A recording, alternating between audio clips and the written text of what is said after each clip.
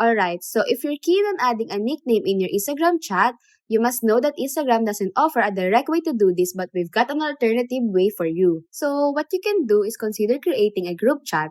So to do this, go to your Instagram inbox, then locate and tap the pencil icon in the top right corner. This is your entry point for creating a new message or group chat. Now, choose the friends that you want to include in your group chat. Scroll through your list, pick the names, and let the group chat festivities begin.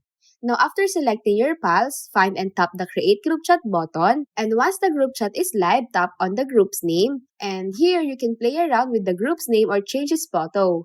Personalize it to make the group uniquely yours. So while there isn't any specific nickname feature for individual group members yet, just keep an eye out for updates from Instagram as they frequently roll out new features and enhancements. So there's always a chance that they might introduce this functionality in the future. And that's it. If you found this video helpful, don't forget to hit that like button, drop a comment, share this content, and subscribe for more guides and tips.